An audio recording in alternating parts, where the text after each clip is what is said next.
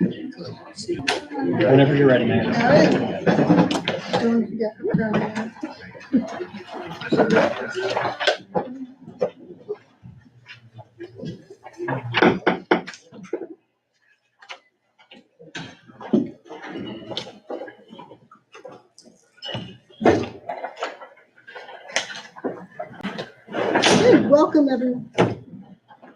Welcome everyone, and thank you for bearing through this icy weather. Okay. We have a lot on the agenda this evening, so I just want to make a couple of comments and then we'll get started.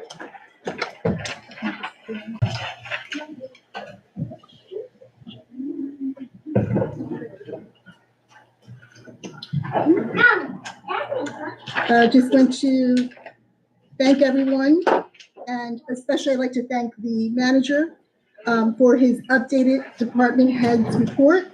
It was most informative, useful, and very appreciated. Thank you to council members, Mike Powers and Katie McDuff. I think I forgot to say that at the last meeting, and I just wanted to recognize them for their service. I guess there's no school tomorrow. Getting a little bit, but I turned it down. My apologies. It's too far away. Oh, can I move it forward? Yeah. Okay. I just want to tap it. Thank you. No. Excuse me. Yes, For my please. reach. Oh, there we go. Probably no school tomorrow, but I can't make that. Okay. So once again, I just want to thank the manager for his updated department heads report. It was most informative, useful, and appreciated. I want to thank the council members, Mike Powers and Katie McDuff, for their work, service, and appreciation. And I also wanted to wish our Councilman Ryan a very happy belated birthday, which he celebrated this past weekend. Thank you. And in addition to, I wanted to also give a special thank you to the Public Works Department, Emergency Management, Mr. Jack Oakley, Director Whitehead, Manager Kevin Nowinski, County Executive Dan Benson for their storm management support. In my second week, in my third meeting as mayor, we've already had a state of emergency and some other very exciting stuff like today. So I wanted to just thank them all for the support and information they provide for our township. We have an excellent team of members who do a terrific job in taking care of our streets and in preparation for all of the different types of emergencies that we could have. I also wanted to extend our thoughts and prayers to our township clerk, Ms. Tanya Clark. Carter. She's not here with us this evening due to bereavement. So I just wanted to extend our thoughts and prayers for her. And with that, I will turn over to you for the installation. Notice. Oh, I'm sorry, the notice. Okay. Adequate notice of this meeting of the Lawrence Township Council being held on Tuesday, January 16, 2024, has been provided through the posting of the annual meeting schedule of said council in accordance with Section 13 of the Open Public Meetings Act. Said notice was forwarded to the Trentonian, the Times, and the Princeton Packet on December 11th, 2023. And now we'll have the installation. May we carry out our work at this meeting in a just, honorable, and sincere manner, always bearing in mind our duties and continuing to keep Lawrence a wonderful community in which to live. I pledge allegiance to the flag of the United States of America and to the republic for which it stands, one nation, under God, indivisible, with liberty and justice for all. Order.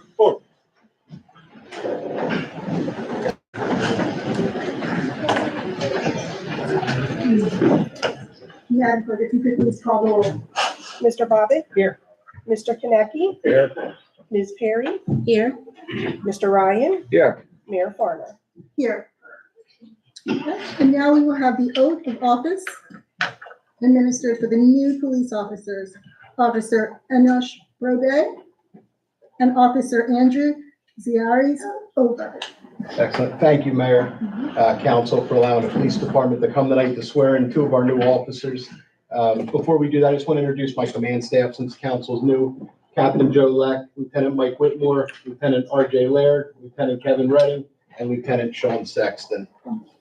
I'd also like to recognize all the officers that are here. It's been quite a while since we've had enough the camaraderie and unity in the police department. We have a nice showing of officers here tonight. The command staff and I are proud to lead these outstanding law enforcement professionals, and we're very proud of the work that they do. So thank you guys for coming tonight.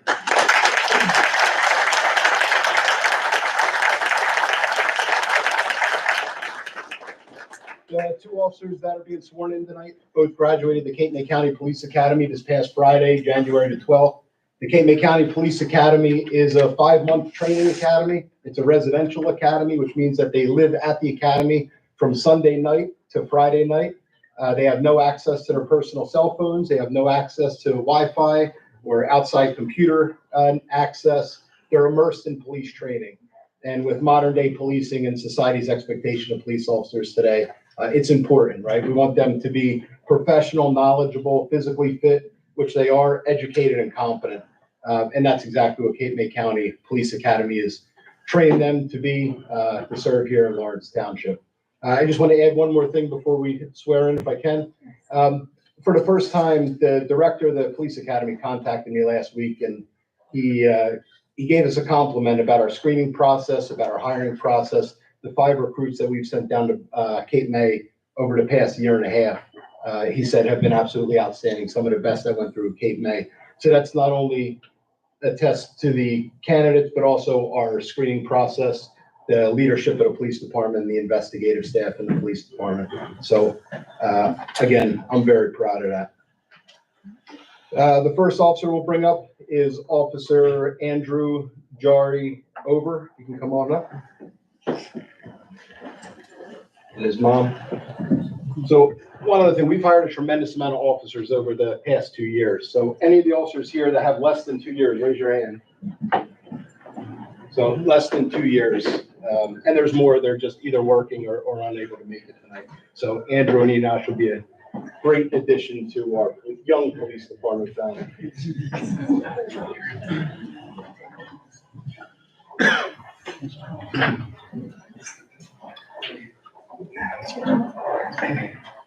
You guys want to turn around, please?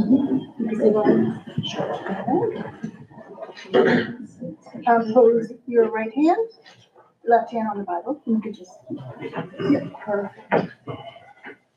I state your name. I, Andrew Jarzover, Do solemnly swear do solemnly swear that I will support the Constitution of the United States that I will support the Constitution of the United States and the Constitution of the State of New Jersey, and the Constitution of the State of New Jersey, that I will bear true faith that I will bear true faith and allegiance to the same, and allegiance to the same, and to the governments established and to the governments established in the United States in the United States and in this state, and in this state, under the authority of the people, under the authority of the people, and I will faithfully, and I will faithfully, impartially, and justly perform impartially, and justly perform all the duties of police officer according to the best of my ability. according to the best of my ability. So help me God. So help me God. Congratulations. You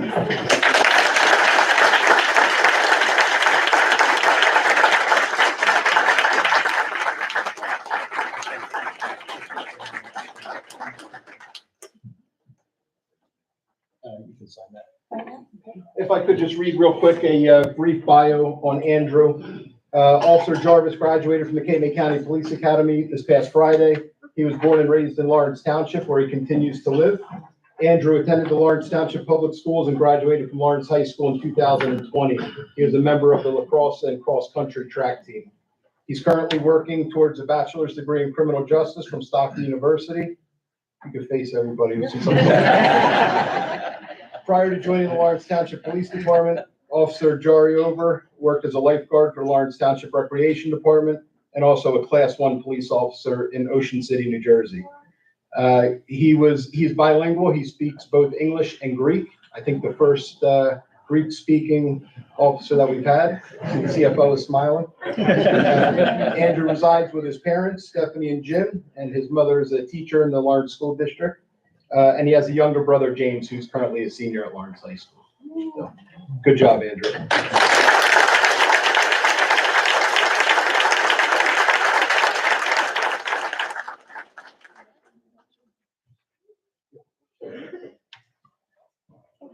Thank you.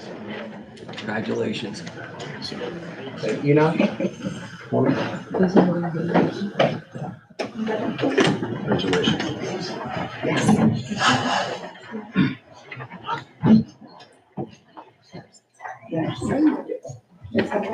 You can put your left hand. Say after me.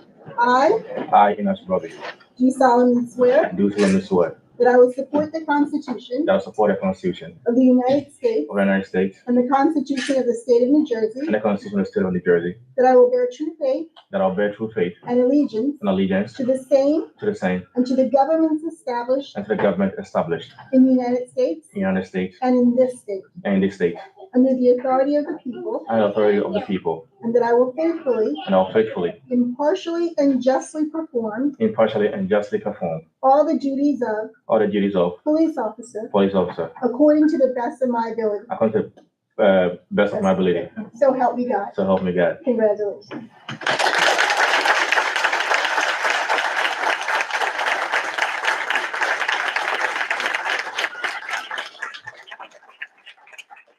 While Enosh is signing that, I'll read a little bio about him. Enosh also graduated from the Cape May County Police Academy last Friday. He was born and raised in Ghana, West Africa, where he lived until 2013. He came to the United States the same year. He came with his mother and father, Mr. and Mrs. Seth Braby, his brother Charles, who's currently studying at Rutgers University for biology. His brother Benjamin is at Drexel University, electrical engineering. His sister Joycelyn is at Colgate University for environmental science. And he has an older sister, Elizabeth, who's still in Ghana, serving the Army there as a military nurse. Enosh became a citizen of the United States in 2015. He attended the Mercer County Community College. He studied criminal justice. He's currently enrolled at Rider University, where he's pursuing a bachelor's degree in criminal justice with dual minors, in political science and homeland security. He also intends on pursuing a master's degree in cybersecurity. He speaks a couple languages, English, French, and Ghanaian. Did I say it right? And which dialects? Which dialects? Sorry. She and God. I didn't say he's been teaching me all day. Prior to joining the police department, Officer Braby worked as a carpenter's apprentice at Princeton University. He's married to his wife, Rosalind, and has a daughter, Eliana. So, good job, Enosh.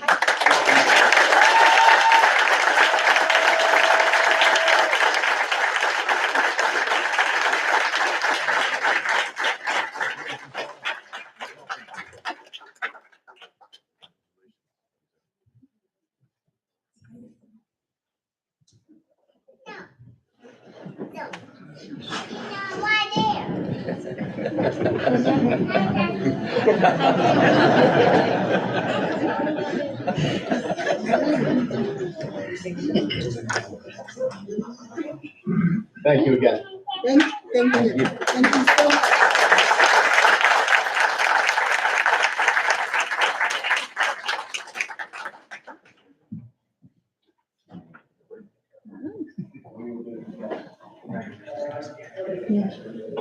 Okay. And officers, you're welcome to stay, or if you have something else to do.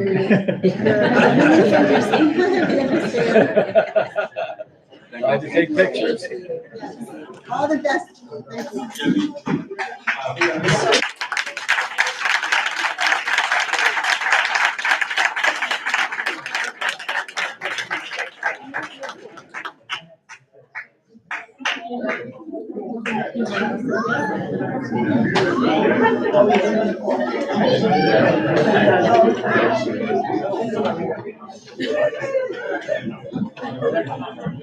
They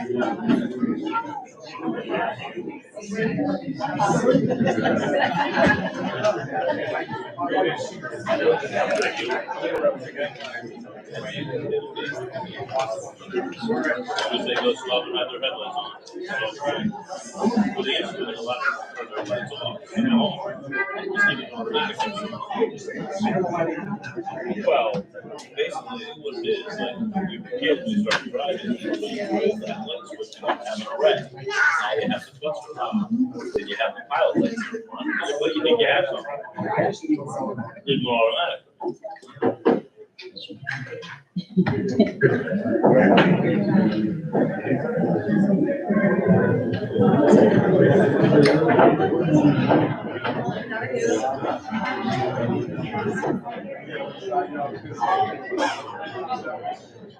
What's that?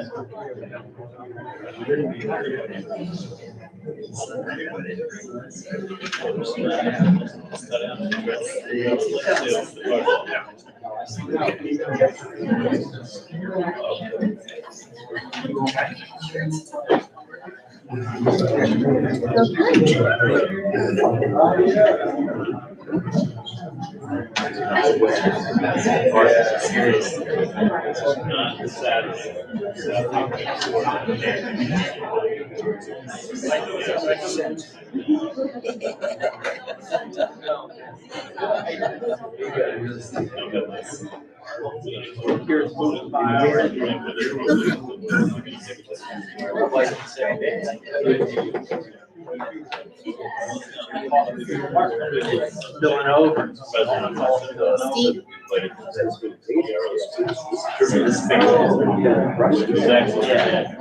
Thank you. For the best. Yeah. Okay, moving on to the agenda this evening brings us to our next point, which is public participation.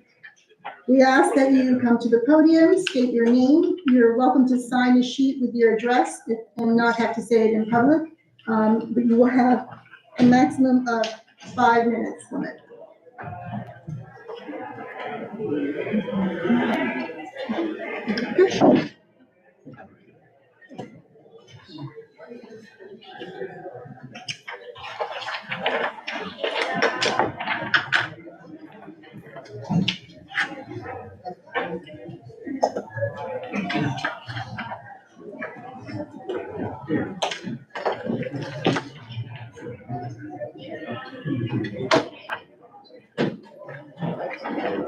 Hello, Happy New Year.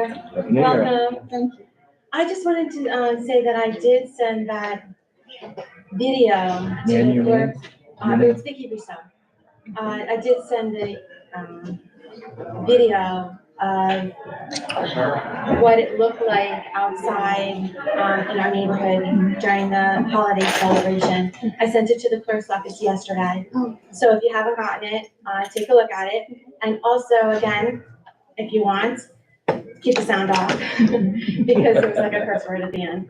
So you don't want to hear it. And I tried to edit it, but I didn't know how. So I just thought I'd let you know.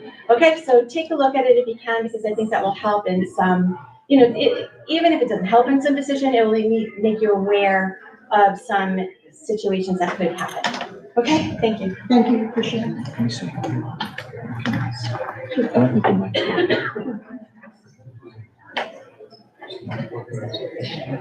Is there a moment for a technical check? Can you hear? Yeah. They corrected. All right. Seeing no additional participation, we'll close that portion and move on to review and revision of agenda. Do we have anything to review? I wanted to ask if we were planning on having a closed session. Well, first, on the possible revision, we do have a resolution that I asked be added for Mr. Riccio as special counsel for labor matters. I initially reviewed the contract. There were some minor changes that I suggested and he agreed to. We sent it back, I guess, late Friday. Obviously, the township was closed yesterday, but I think both Mr. Nerwinski and I agree that it's in proper form for adoption by council. One other, I'll call it technical matter. You have resolutions on for appointment, professional service agreement for the zoning and planning board attorney, which Mr. Schmier, who's excellent, we clerked together literally 50 years ago. But I think under the law, the municipal land use law, the planning board and/or zoning board actually do the appointment, and the council approves the funding for that of the board, of the attorney. So I think you can proceed tonight with the understanding that it's subject to Mr. Schmier being appointed by the zoning and planning boards of the Township of Lawrence. It's a technical concern, but I just want to make it straight. I have Absolutely. nothing else. I have no need for a closed session either. Nor do I. New one? Okay. So we will have no closed session this evening. Moving on to the adoption of minutes of the previous two meetings from regular meeting October 3rd, 2023, and regular meeting October 17th, 2023. Is there a motion?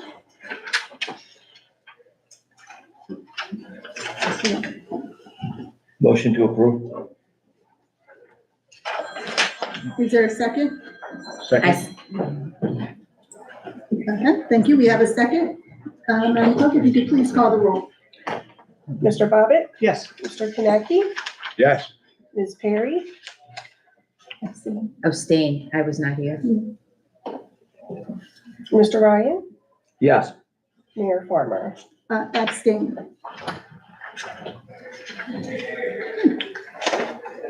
Next, we will have the awarding and or rejection of bids. No? Which one? October I'm 17th. sorry, we didn't move them both? Just moving No, I them? just heard the one. Okay. If we can then have a motion to move regular meeting October 17th, 2023, adoption of minutes. Mayor, motion move. Second. Thank you. With a motion and second, if you could please call the roll. Mr. Bobbitt, Yes. Mr. Konecki, Yes. Ms. Perry, Abstain. Mr. Ryan, Yes. Mayor Farmer. Abstain. Thank you. Now moving on to the awarding and or rejection of bids. Number 46, authorizing awarding a contract for traffic signal maintenance 2024. Mr. Manager. Yes, this requests your authorization of a contract to TechnoPro Electrical LLC for traffic signal maintenance for 2024 in the amount of $17,108. Is there any public participation or questions regarding this award? Seeing none, close. If you can have the motion. Motion. Were you gonna say, I'm sorry, Oh, Mr. I think it's we move Mhm. and then we discuss and then we. Oh, I'm sorry. It's okay. I'm moving It's fine. quickly. Yeah, so it's fine. So if we just move and second, we've already did the other part, so we Okay. can just do the vote. Mr. Kornacki. So moved. Do I second. Okay, with a motion and a second, Madam Clerk, if you could please call the roll. Mr. Bobbitt, Yes. Mr. Konecki, Yes. Ms. Perry, Yes. Mr. Ryan, Yes. Mayor Farmer. Yes. Okay. Next on the agenda is the introduction of ordinances.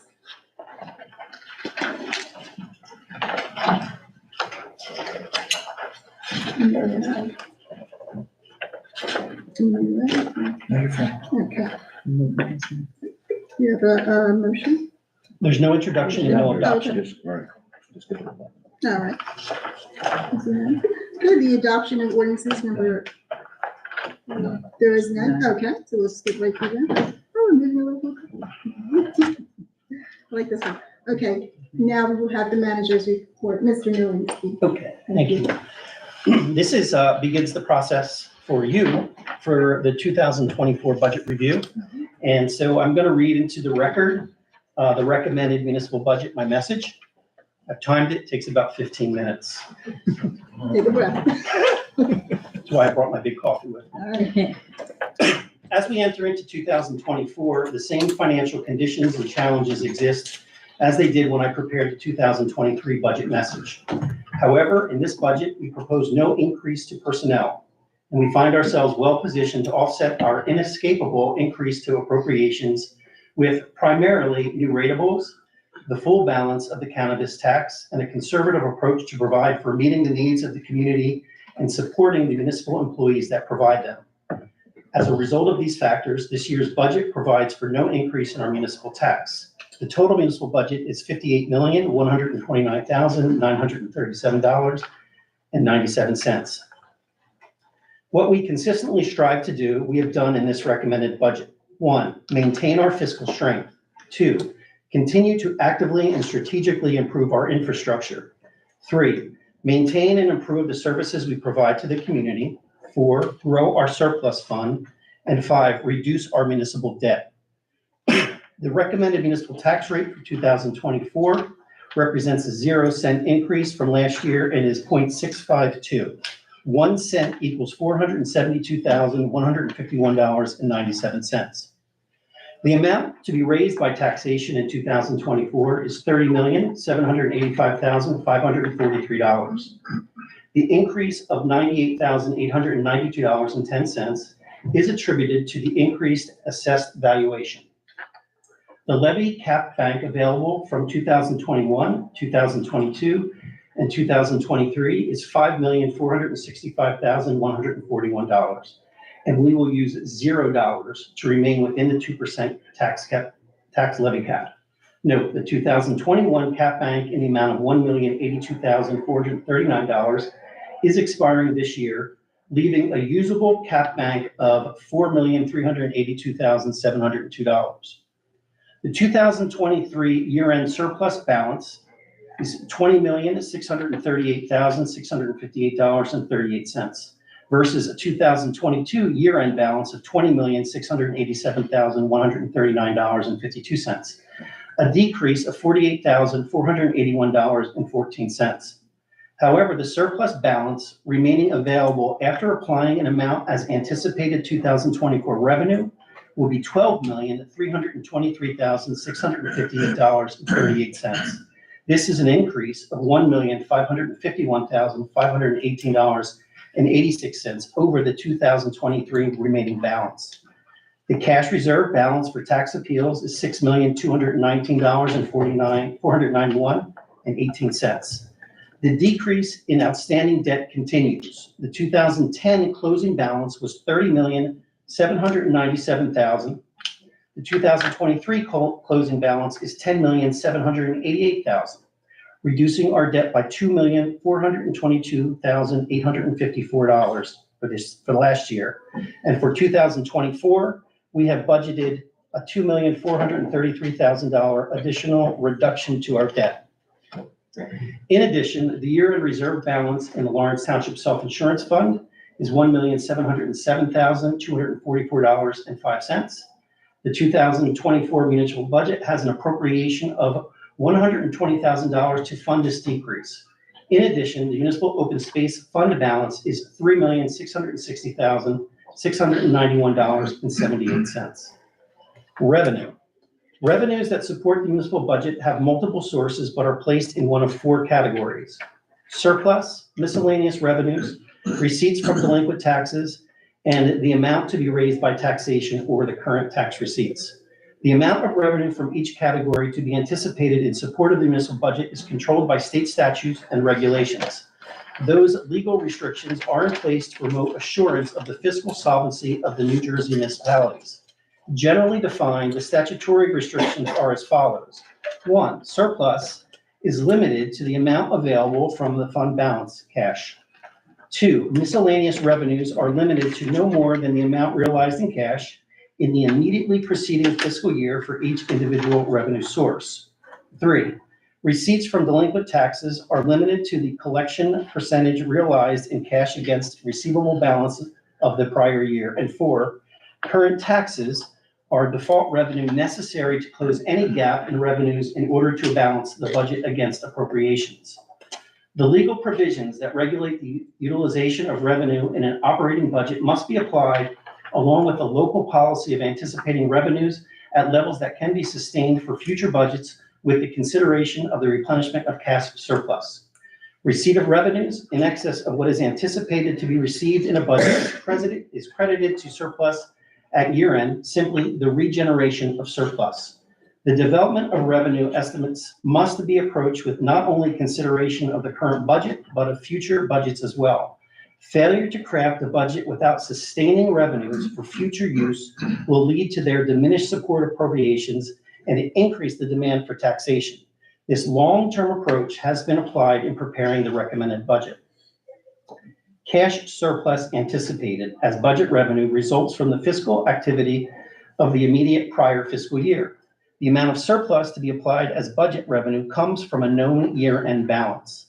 The major contributions to generating a cash surplus are revenue realized in excess of the amounts anticipated to be realized in the prior budget year, lapsed 2022 appropriation reserves, and miscellaneous revenues not anticipated. Cash surplus being anticipated as revenue in 2024 recommended municipal budget is $8,315,000, including funding of $1,845,000 for the 2024 various capital and road ordinances. Surplus is 14 30% of the total budget revenues. Miscellaneous revenues are from known and recurring sources: permit fees, interest income, and state aid. The amount of revenue from this category is limited by statute to not being anticipated in the current year's budget in excess of what was collected from the same identical source in the immediately prior year. Two items of note in this category for 2024 are interest income due and the 2% local tax. State aid has increased due to the State of New Jersey program titled Reserve for Municipal Relief Fund. Miscellaneous revenues are 31 3/300% of the total budget revenues. Receipts from delinquent taxes are receipts from payments of outstanding prior tax receivables and tax title liens held by the municipality. The year-end tax receivable balance is $1,206,182.24. 2024 budget anticipates $820,000 as revenue from this source. Delinquent tax revenue is 1 41/100% of the total budget. Property taxes are the amount necessary to balance the budget with revenues to equal appropriations. Property taxes, also referred to as the amount to be raised by taxation, is the difference between the total of all budget appropriations and the total of anticipated revenues. The amount to be raised by taxation in 2024 budget is $30,785,543, an increase of $98,892.10. The revenue from property taxes is 52 96/100% of total revenues. When calculating the tax rate, it is necessary to know not only the amount of taxes to be collected, but also the value of taxable property in the municipality, also known as the net valuation taxable. The 2024 net valuation taxable is $4,721,519,700, an increase of $15,167,500 over the previous year. This is all the assets in total within Lawrence Township. That's the total. The increase in taxable value helps support growth in the budget.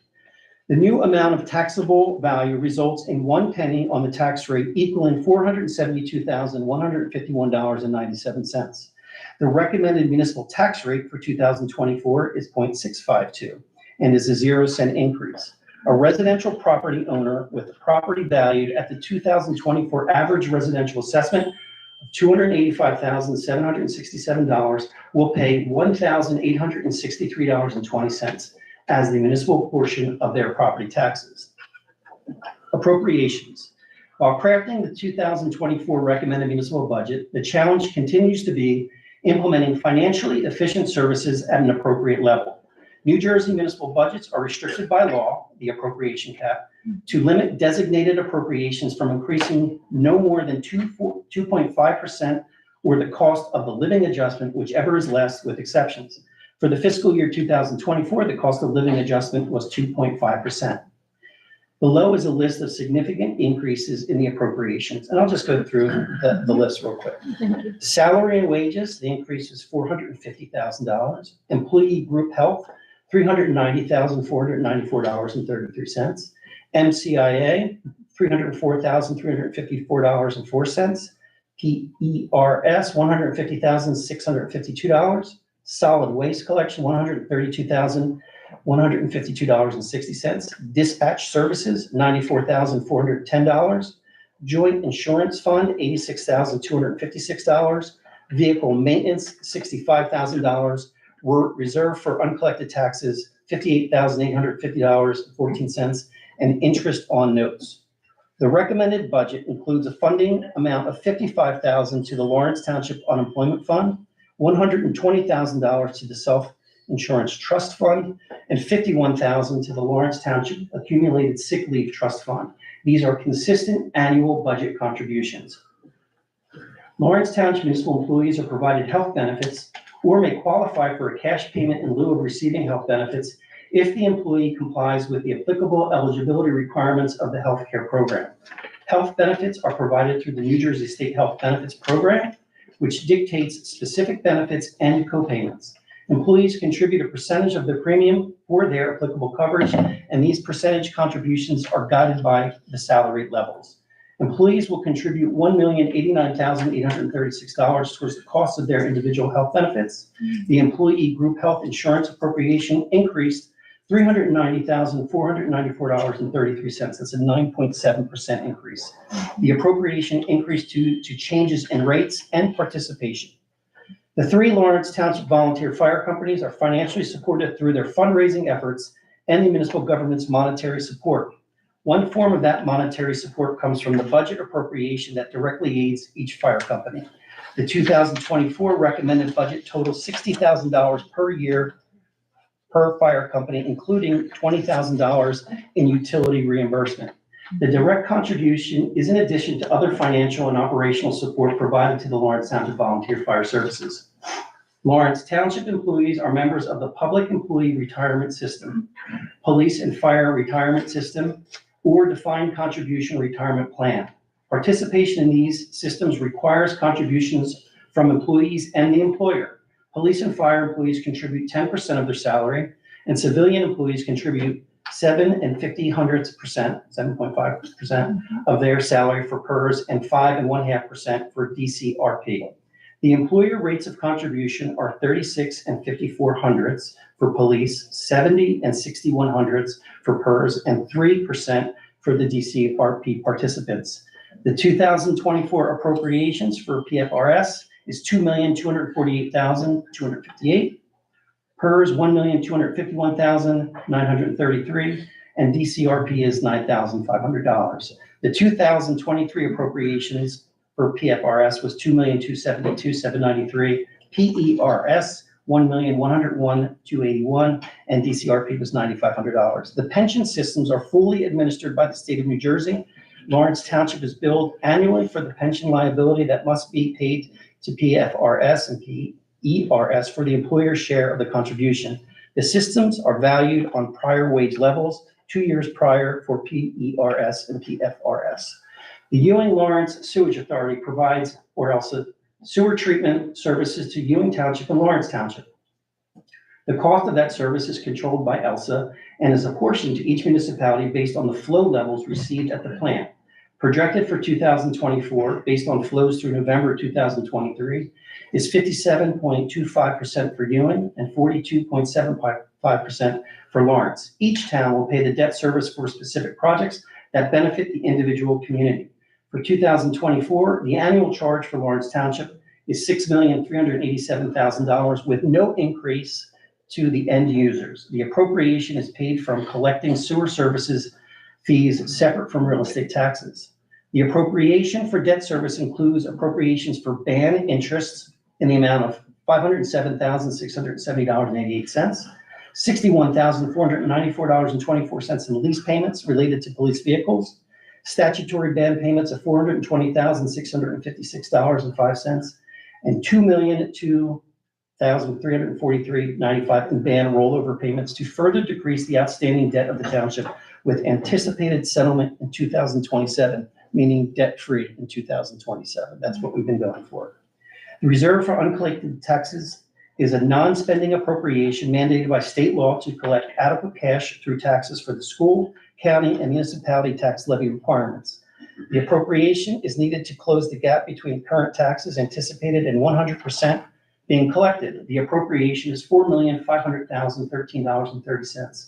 In 2023, that amount was $4,441,163.16, of which approximately 4.62% is attributable to the municipal portion of the tax rate. What I've given you today for you guys to take home tonight and read through completely is all that you've requested at the January 5th meeting with the schedules identified. In addition, the recommended budget normally is not as voluminous as it is that you're getting. So you're getting a line by line look at the budget in total. And those will be gone through by the department heads. Many of them are here tonight, which I really appreciate their appearance here tonight. And I look forward to their budget presentations moving forward. I ask you if you have any specific questions of our department heads or myself in advance of the next meeting. It will be helpful for me to receive them. Yeah. So we are prepared to provide answers to you. You can ask your questions in public to let the public know what you were thinking, but we'll be more productive if we have the answers or the questions in advance. So I just ask for that to happen. Next, we have our CFO, Peter Kiriakakis, who put this all together. I have to read it, and I say all the numbers, but Pete's the one that's been living through this, along with his work with all the department heads. And he's going to take us through a presentation to kind of summarize all that I've prepared in this budget message. Thank you so much, Mr. Nowinski. And just so you know, in communication, moving forward, I plan weekly to meet with you and also to speak with all of my council members. And whenever I can bring questions in a bundle to you, that would be my objective. So Excellent. thank you. It's all you, Pete.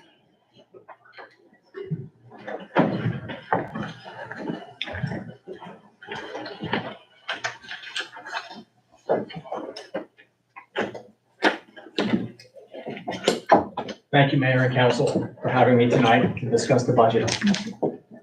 This is really going to be a visual of what the manager just read, along with some other informational slides about the process. So first, we have our financial calendar. Most of these dates are promulgated by the Division of Local Government Services. They release what is called a local finance notice. They set timelines. If there's an extension, to let us know if there's an extension. For example, on February 10th, normally our annual financial statement is due, but the division came out and they extended that. So this is how we get our dates for budget or audit. And peppered through this is the department heads that will be coming to speak in front of council.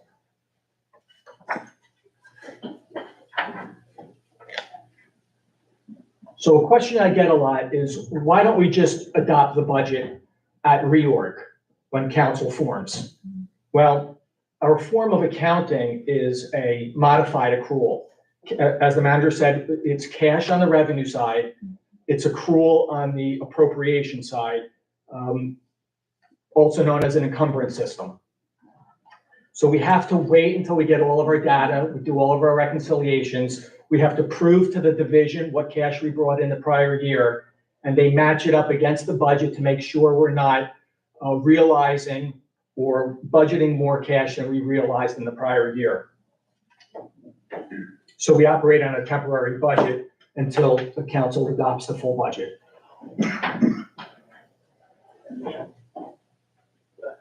This is a visual representation of the sources and the appropriations that the manager went through.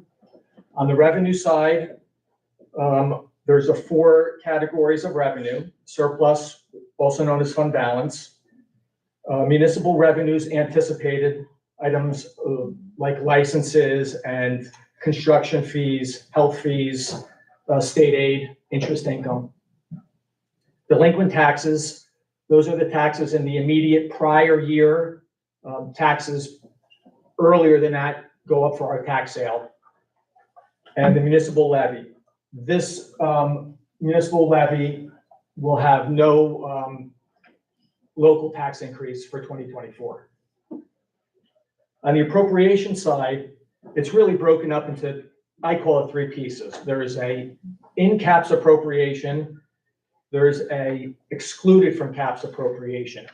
In-caps appropriation is subject to the division's calculation on how much you could increase the cost or the appropriations in a year. Every year they come out with a local finance notice and they let us know what percent we're allowed to go above. This year it was 2.5%. Some years it's 0. It's really in between those two. Excluded from caps are not subject to this 2.5% cap.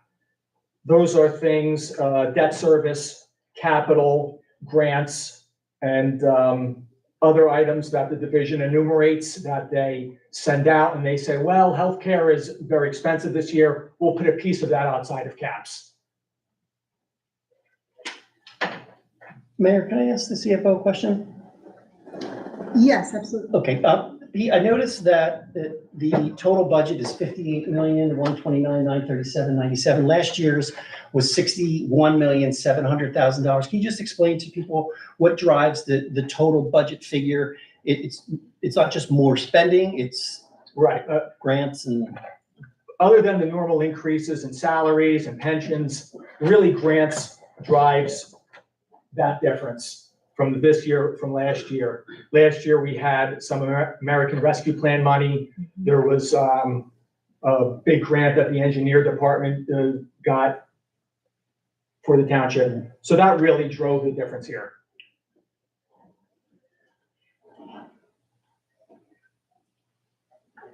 So these are the banks of our levy, what we can go up to, and our appropriation. They're not banks where it's a fund of money.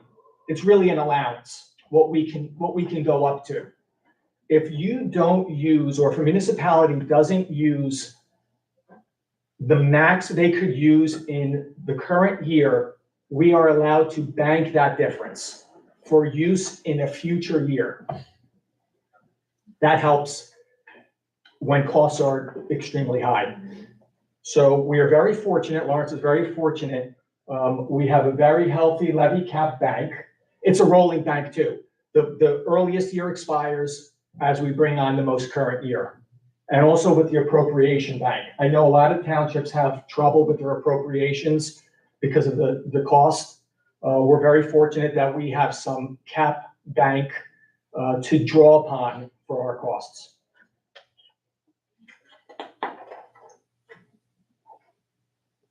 Major appropriations that are in the 2024 budget.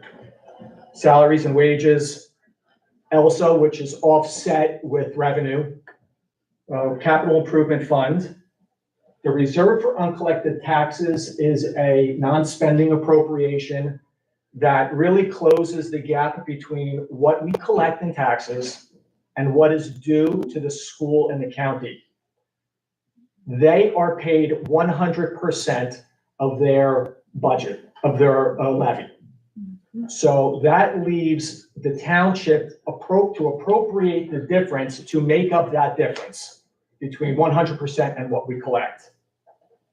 Employee group health insurance, garbage and trash is a big appropriation. Pensions. Could you stop right there? Garbage and trash. Mhm. This year we had a new contract. And it was one bidder and they bid, but we were able to get a very good low increase because we modified the bulk collection from every collection period to the last Friday of each month. That allowed us to keep costs low, and it still allows the resident 36 bulk items a year to discard. So we felt that that was an appropriate mechanism to kind of reel in, some of the towns, surrounding towns are experiencing major increases in their trash disposal. We were able to control ours and get a really good competitive rate. Right.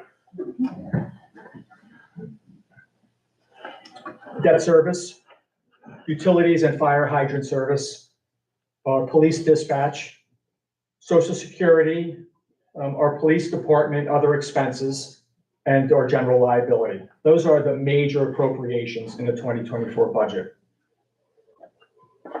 So these are the changes if you were to compare from last year.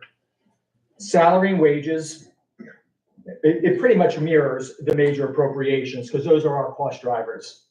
Employee group health, MCIA is the Mercer County Improvement Authority, PERS, Public Employees Retirement System, solid waste, dispatch services, joint insurance fund, vehicle maintenance, reserve for uncollected taxes, and interest on our notes. Interest rates have increased since our 2023 notes were renewed.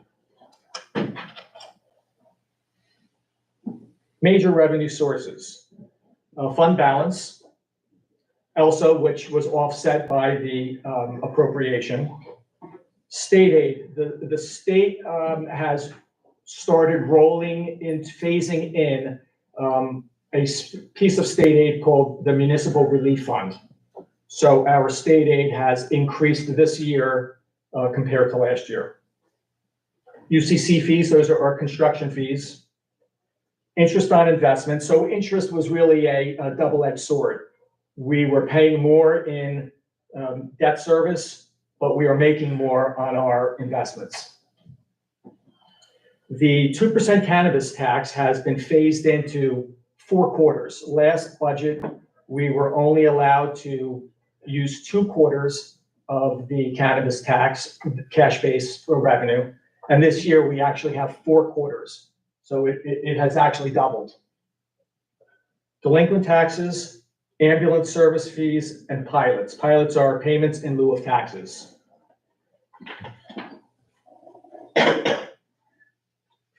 (2024) budget year, the municipal rate, 0.652, and 2023's rate was 0.652 for a municipal increase of 0.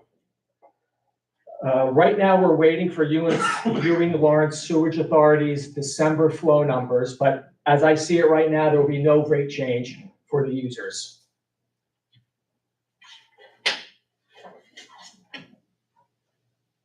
We currently have 2 outstanding bans. Bans are bond anticipation notes. One is owned by the Bank of New York Mellon, $4,725,000 at 5% interest. And the other one is $6,063,000, and it was purchased by Alpha Ledger Markets at 4.5% interest. Both of these are to be rolled over, the first one in June and the second one in September. Projected right now is for a 2027 budget payoff. The township would be debt-free.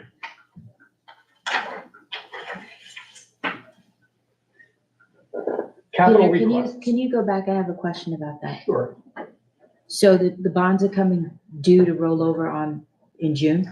Yes, the first bond is rolling over in June.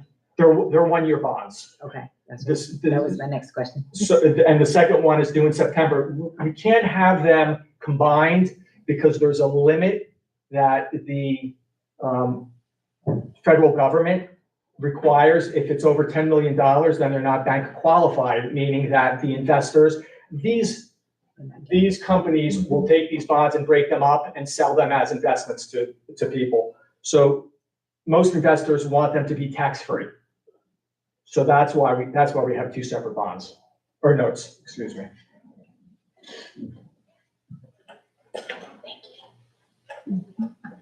Capital budget.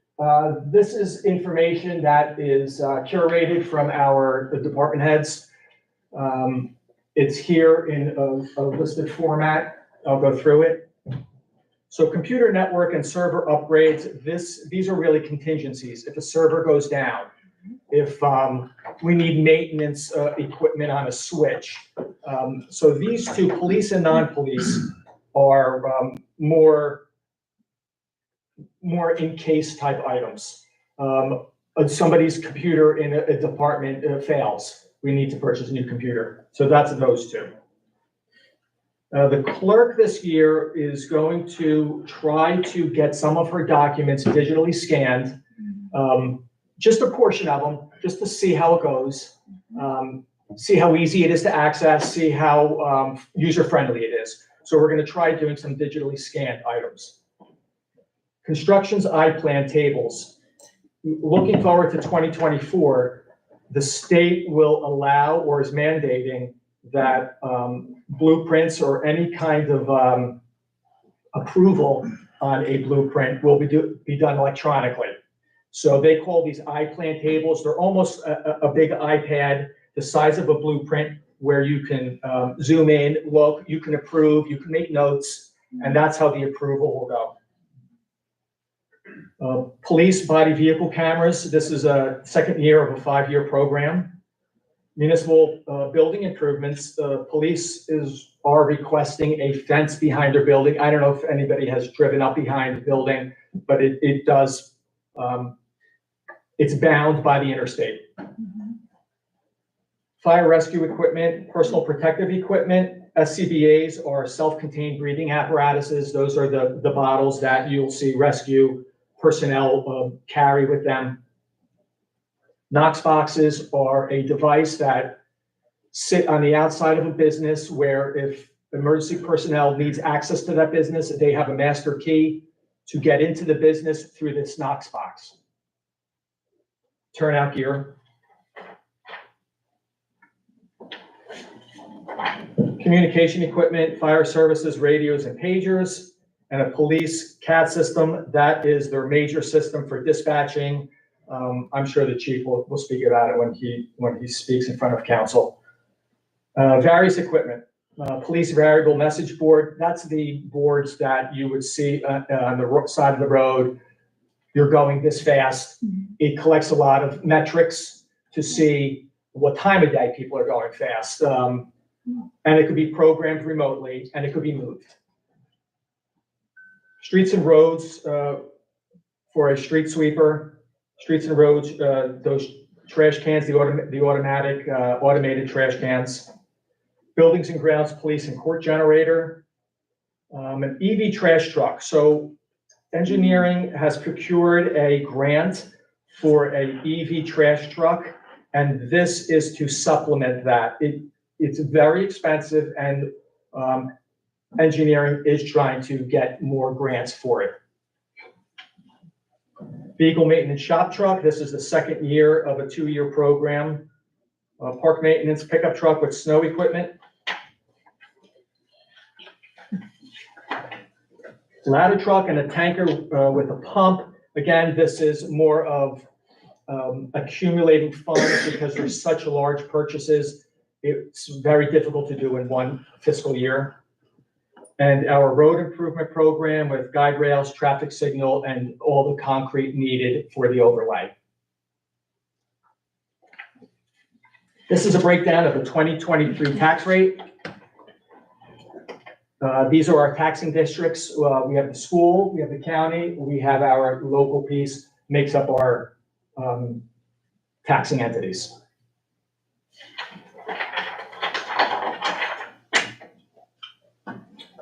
That's it. Any questions, council? Mayor, can I ask Sure. one question? That small sliver, I don't know if everyone out there could see that. Can you just let them know what that 3% sliver is? That 3% sliver is our municipal open space tax. A little tiny sliver of the whole Hi. pie. Thank you. Thank you.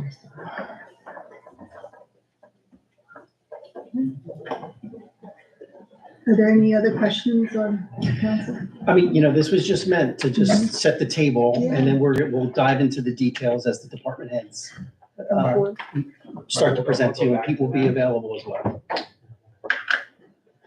Thank you very much. This is fabulous. Thank you. I appreciate it. Thank you for having me. My number.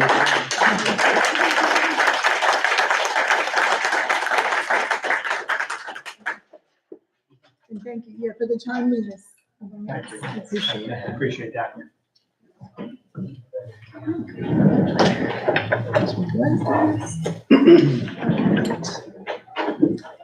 Next, we will have the attorney's report. Thank you, Mayor. Very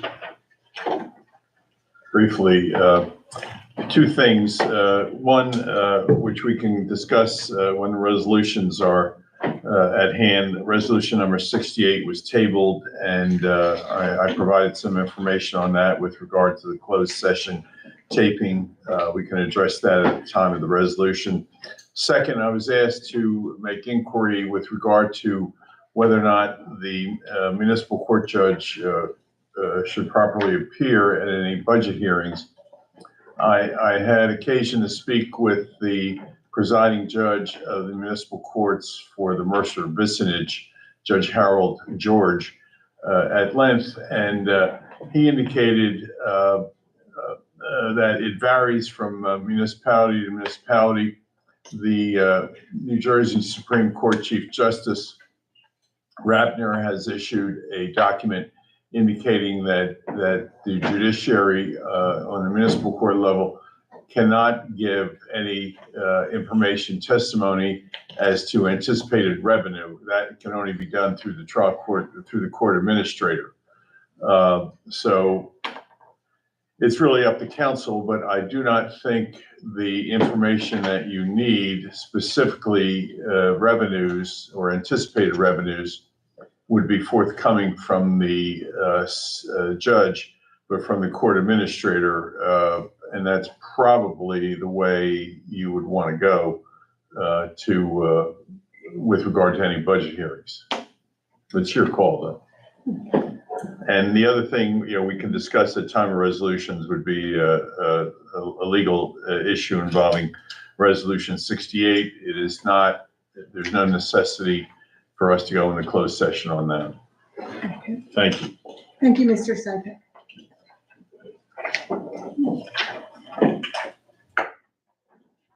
Are there any questions for the attorney? Okay. All right. Now we'll have, Madam Clerk, your report? No report. No report? Okay. Unfinished business? I don't believe we have any. No. And new business? Okay. This is the appointments of to boards and committees for 2024. Just bear with me.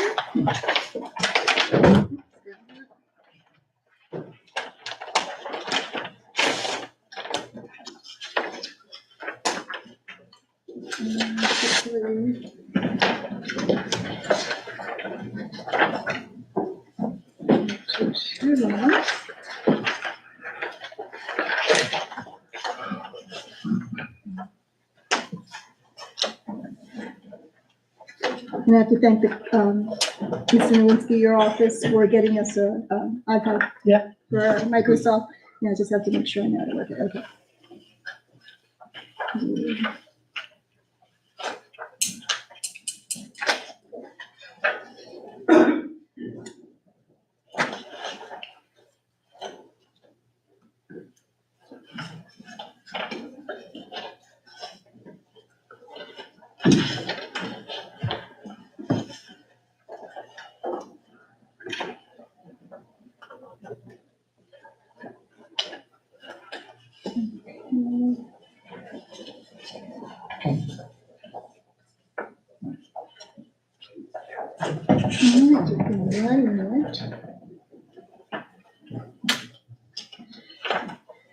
Technology is great I when it know. works.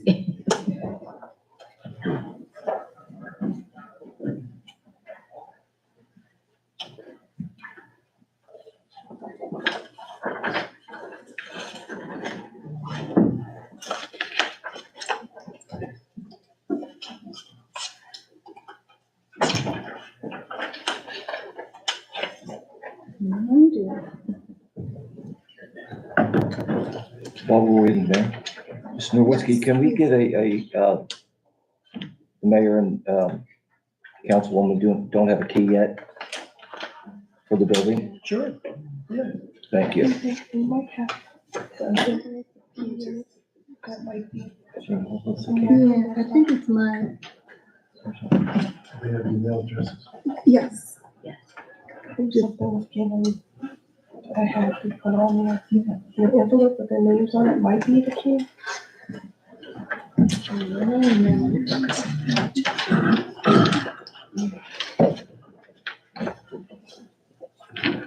Yes.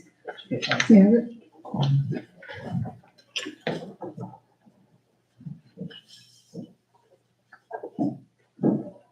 Version always has a printer copy.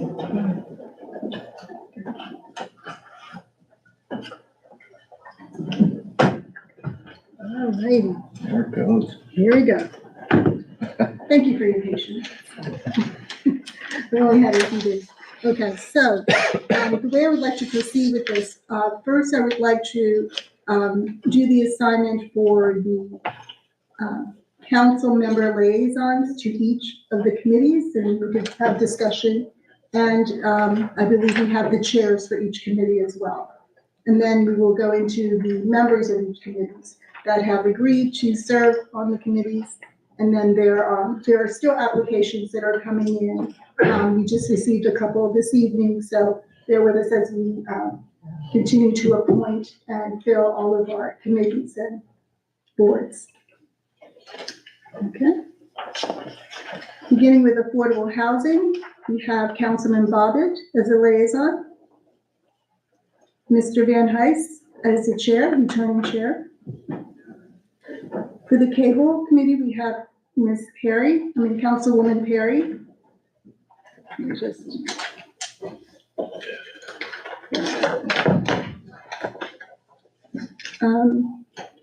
For the DEI committee, we have myself, Mayor Farmer, and returning chair is Mr. Fort. Environmental committee is Councilman Bobbitt. For ELSA, we have Mr. Ryan serving as the, continuing the mayor's appointee, and Mr. Kornacki. For growth and redevelopment, we have Councilwoman Perry, and returning chair, Ms. Clark. For the historian, we will continue with Ms. Hunter, or Dr. Hunter. For the historic committee, we will have myself, Mayor Farmer, and continuing as chair, Mr. McDonald. For the Municipal Alliance, we will have Councilman Ryan, and continuing as chair is Ms. Levine. For the planning board, I'll just make sure I read these correctly.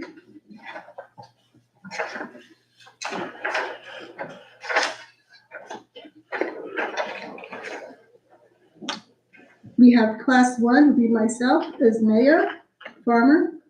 Class number 2, appointee by mayor, will be Mr. Ryan, Councilman Ryan. Class 3, appointed by council, is Mr. Nerwinski. Okay. Moving on to public safety, we have Councilwoman Perry. For recreation, we have Councilman Kornacki. For seniors, executive committee, we also have Mr. Kornacki, and chair is Pickering. For shade tree, we have Councilman Bobbitt. For trails and open space, we have myself, Mayor Farmer, but I'm willing to discuss this with Councilman Bobbitt if he has a strong interest. And I believe those are all of the committees and liaisons from council. And they're all totaled up really nicely. We're all, Mr. Bobbitt has 3, myself I have 4, Mr. Kornacki is serving on 3, Councilwoman Perry is serving on 3, and Councilman Ryan is also serving on 3. All right. Madam Mayor, Yes, just a clarification, for a planning board, would it be Mr. Nerwinski as class 2 and then Mr. Ryan as class 3? Yes. I think. So class 2 appointed by mayor would be Mr. Nowinski. Okay. And then class 3 appointed by council. Thank you. Thank you for that correction. Mr. Bobbitt. Mhm. And that, okay. And I guess at this moment, I can just read those who have agreed to continue to serve on the committees in the public, and also any new applications that we can vote on as council. But as I stated earlier, we are still receiving applications, and we encourage the public for their participation, so. Okay. Does everyone have the list for me to read down, or you're familiar?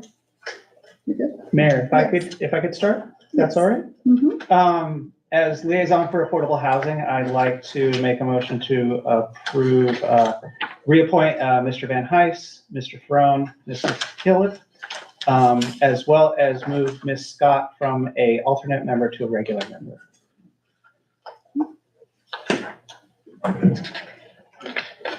All right.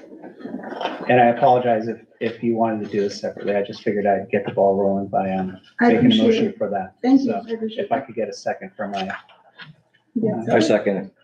thank you, Ms. Ryan. and clerk, if you could call the roll. Mr. Bobbitt, Yes, Mr. Konecki, Yes. Ms. Perry, Yes, Mr. Ryan, Yes, Mayor Farmer. Yes. thank you. So we also have, I don't know if I meant for cable telecommunications, we currently have vacancies. If there's anyone in the general public who is interested in serving on this committee, I just want to bring that to everyone's attention. But Councilwoman Perry, do you have anything for cable? no, not at this time. Okay. We don't need to vote on that. That's good. We're good there. The Construction Board of Appeals does have existing vacancies, but I don't believe there are any here this evening that we need to add, correct? No, not at this time. All right. And moving right along. Okay. For Diversity, Equity, and Inclusion Committee, we have Mr. Joe Forte, who is interested in continuing on as chair.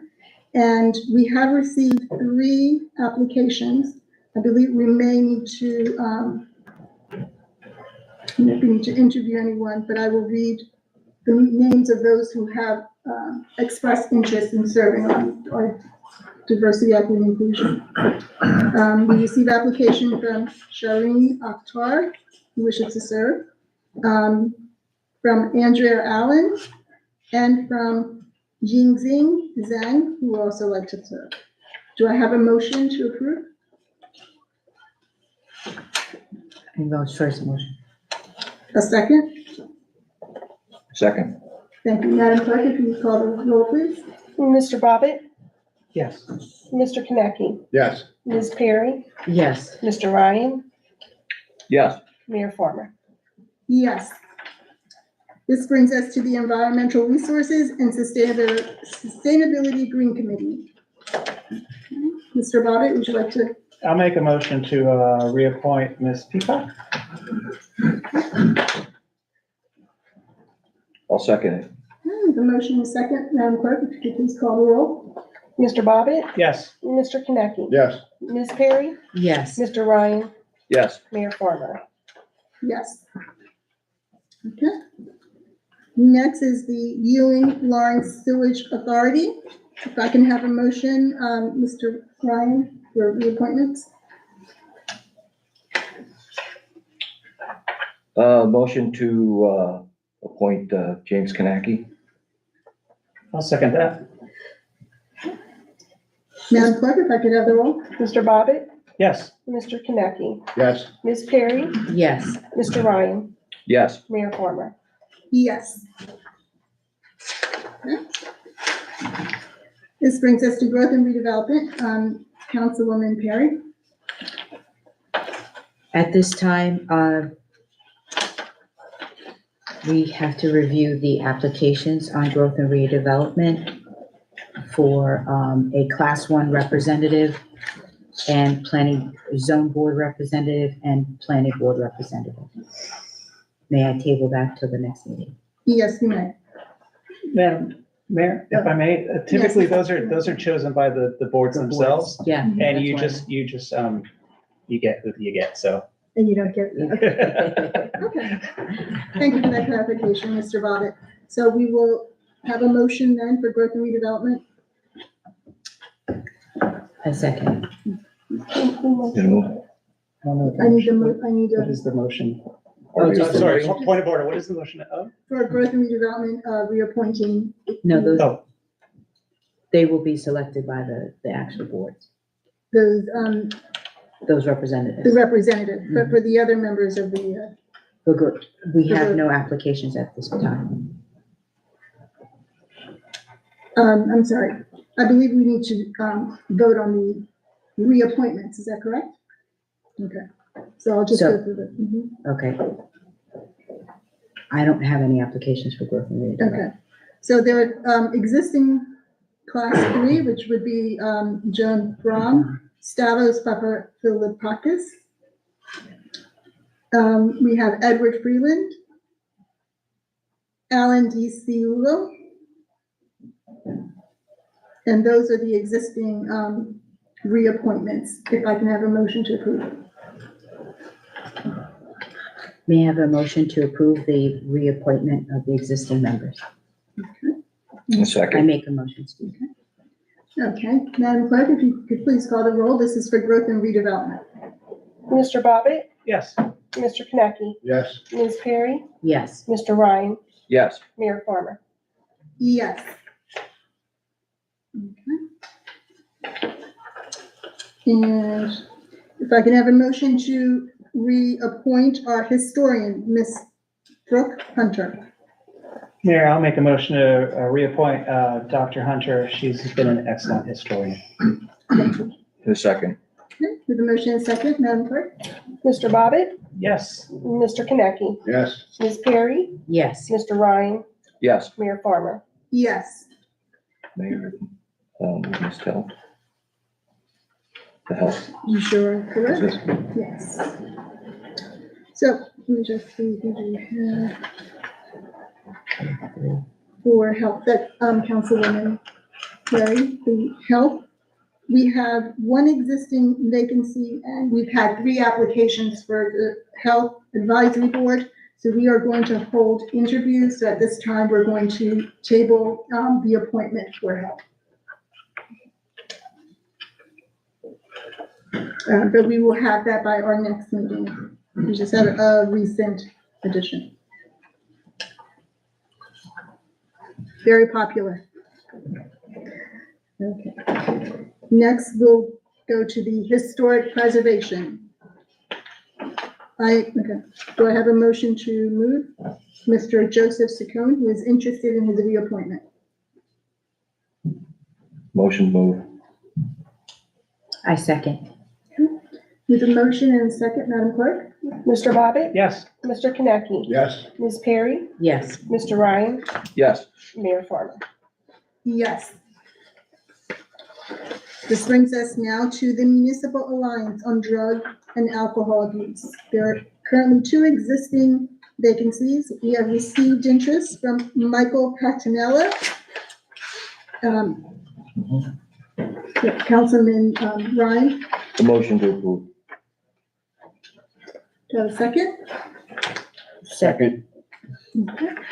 With a motion and second, Madam Clerk? Mr. Bobbitt, Yes. Mr. Konecki, Yes. Ms. Perry, Yes. Mr. Ryan, Yes. Mayor Farmer. Yes.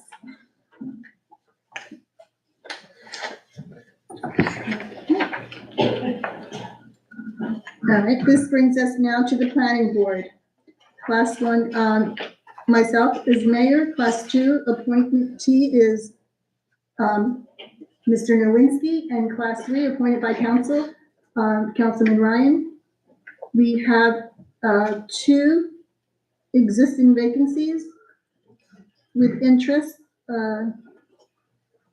I think we are still in the interviewing, we will need to interview. There are currently 2, 4, 6, 7 interest in 2 current vacancies. So we're gonna table that portion to our next meeting.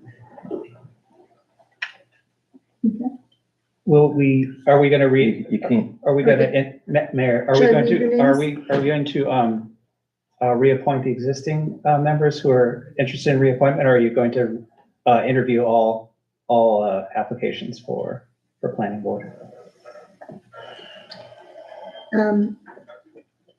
It was my intent, for fairness and, what do you call it, transparency, that I believe that we should interview all, this is a very important year on our planning board process, in renewing and reviewing the master plan. So the interest that has been expressed, I think we owe it to our residents to do a full, interview. Thank you, Mayor. You're welcome. Any other questions? Okay. So this will bring us to. Mayor? Mhm. We do have to, I'll make a motion to move, Mr. Ryan as the Class 3 appointee for the planning board. Thank you. Do I have a second? Second, Madam Clerk? Mr. Bobbitt, Yes. Mr. Konecki, Yes. Ms. Perry, yes. Mr. Ryan. yeah, yes, but I have a question for the Sure, go ahead. Mhm. attorney mayor. Ask the question. The planning board meets on the 6th on that, or no, council meets on the 6th, I believe. Planning is on the 5th. Ah, Yes. How are yeah, we gonna interview? situation. We, Good point. Good point. In order to, Really not, I don't know if it's really a legal question, is it a practical question as to how you want to handle any interviews between now and then? correct, because we don't have a meeting in between. You wouldn't have a quorum. The planning board won't have a quorum, that's correct. Right, So, to There's a me, bit you of a should difference. reappoint the 2 that's up here and then hold your, see, I disagree, because you don't know whether the planning board, whether they moved, or there's conflict of interest on it, so they should have filled out an application. one moment. I think, Councilman Bobbitt, we need to vote on. Yeah, point of order. Can we finish the vote on Mr. Ryan Mhm. and then we can have conversation? Thank you. Okay. Did we have our motion and our second for Mr. Ryan? So Yeah. Okay. Bobbitt, motion to second. Mr. Konecki, I believe. Okay, all right, If we could call the roll, please. thank you. Mr. Bobbitt, Yes, again. Mr. Konecki, yes? Ms. Perry, Yes. Mr. Ryan, Yes, Mayor Farmer. Yes. Now we can do the, class 2, the appointment by myself for Mr. Nowinski. Do I have a motion? So moved. A second? Yes, second. Okay. Need a motion and a second. Do we go in the right order? Yep, Okay. okay. Mr. Bobbitt, Sure. Mr. Konecki, Yes. Ms. Perry, Yes. Mr. Ryan, yes. Mayor Farmer. Yes. Okay. I need to do my stuff too, right? No, I No, don't. you're done. I mean, okay, there we go. So let's talk about the existing vacancies and how we can resolve this, because there is such a significant interest. And as was stated, the planning board will meet on the 5th, which is a Monday, and our meeting is on the 6th. So we would be behind, in interviewing. I hate to say this, but do we need to do anything special? I would assume that, you probably could call like a special meeting, with proper notice and everything and let them know a time and date to come and meet for you to do the interviews. Would that Before work? that, It's up to, Mr. it's up It have to to be. It's like- council, yes, what you want to do. Can I ask a Yeah, question? if Sure, that's all Mr. right? Bobbitt, absolutely. If I could ask Mr. Nowinski or possibly Mr. Parviz, who's in the audience, whether there are any pending applications that would be heard on that first meeting, or whether it's simply just swearing in. Jim? Good point. Yeah, If you unfortunately, I don't could- have that schedule with me right now. I could go and get it and give you that answer, but I don't have it in top of my head. I can look. Okay, That would be helpful. we're here. We're not going anywhere. For a little while. We'll move on to the Thank you, next Mayor. appointment. Thank you. But, let's just, if everyone on the council here could think about, a resolution for that, because we don't want to hold up the process for the planning board. And we also want to be respectful to there are 6, potential Applicant. applicants. All right? Mayor, can I ask a question? Yeah. How many open seats are there on the planning board that you need to move on? 2. 2. And there's presently 9 serving on the planning board. Okay. 11? 2 with 2 non-voting. No. First off, and the second. 1, 2. So if there's 2 at issue, just something to consider Yeah, is that, over here. you still have a quorum and you could decide on the 2 open seats instead of calling a special meeting 11. to interview. I think there's enough members to conduct the business that we need to conduct at the planning board level. Something to think about. I mean, if it was 5 or 6 Yeah. open spots, then that would be a different story, but it's 2. And I think that you would easily get a quorum to handle whatever is on the agenda. You would only need 5 for a quorum. Okay, and we have, For the reappointees, um, we wish to review the reappointed. we have 4. There are 4 that, have not expired. That's not a quorum though, 4 Oh, plus but I'm not voting, I don't vote. Yes, you do. Yes, you do. Yes, you do. Okay. plus me, you, and Mr. Mr. Ryan. Ryan. Mr. That's Ryan. 7. 7, so we have a That's quorum, what, so absolutely. so we could do it at the Yeah, meeting. let's just see what Mr. Corbis comes up with. I just wanted to throw that out there that I don't think we're in a DEFCON 3 situation. where we gotta all go together. We can wait till the 6th, is that what you're saying? What you're saying, we wait till 6, yeah, I just want to make sure, I want to be fair to the applicants who express interest. Yeah. Okay, so while we wait, we'll move on to public safety. And there are currently 2 vacancies, so, I would like to make a motion to reappoint Councilman Kaneki. Second. we have a motion and second, Madam Clerk? Mr. Bobbitt, Yes. Mr. Konecki, Yes. Ms. Perry, Yes. Mr. Ryan, Yes. Mayor Farmer. Yes. We are now at, What? City Board. You do, we have to.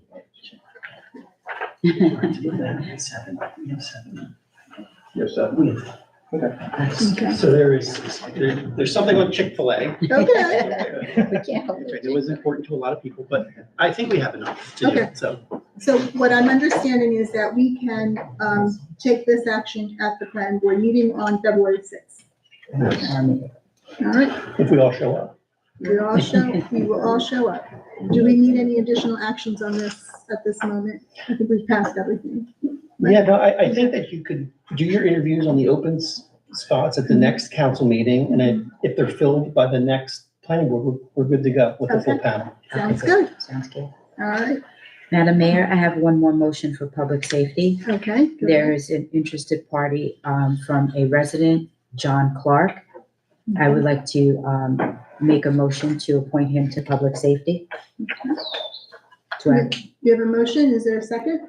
Second. Okay, thank you. With a motion and second, Madam Clerk, would you please call the roll? Mr. Bobbitt, Yes. Mr. Konecki, Yes. Ms. Berry, Yes. Mr. Ryan, Yes. Mayor Farmer. Yes. Okay. We are now at the Recreation Advisory. So I have a motion. There are 2 interested parties. There's William Chester and Sigmund Zagari. And we have received 2 applications. Okay. 1 application for Recreation Advisory, and that is from Cindy Zagari. Is there a motion? So moved. Second. With a motion and a second, Madam Clerk, would you call the roll? Mr. Bobbit, Yes. Mr. Konecki, Yes. Ms. Perry, Yes. Mr. Ryan, Yes. Mayor Farmer. Yes. Okay. I have a question for Mr. Nowinski. The rent stabilization, Say that one more time. for the rent Rent stabilization, yeah. restabilization. Can you tell me a little bit about that committee? I know it's been dormant. It's rent control, Okay. right? And so we do have several apartment complexes that fall within the rent control parameters, and it's controlled by, maximum increases are controlled by a table that we follow that's an index. And so if there is ever a situation, it's actually kind of active. The board itself, it never gets to that point. So there are tenants that at times feel that the rent was increased beyond what is allowable by law. They contact me as the contact point. I gather the information, and if it comes to a situation where the parties cannot resolve the issue, or the renter is unsatisfied with my opinion in terms of whether the increase was allowable or not, then it goes to an impaneled board. So it's not very active in terms of the board, but we do get frequent inquiries into it. So my sense is that we should probably keep it, because I think the next scenario would be the council becomes the rent stabilization board if and when necessary. Right. And so if it's a problem with getting enough people, then that may just have to be the case. But over the last 6 years, I don't think there's been a hearing Okay. yet. It's just a matter of I gather the information, I look at the index, I communicate with the renter, and it's more times than not an educational situation, and they are satisfied by it. So And that is for both like private rentals as well as complexes, right? well, it's complexes for us, for Lawrence Township. I think it's 10 or more units Okay. joined together. So there's about 6 or 7 complexes within Lawrence Township that qualify under our rent control. All right. Thank you for that clarification. We currently have existing vacancies in that committee if there is interest from the public, and that's the rent stabilization. All right. We have next our senior executive committee. Can I have a motion? Excuse me.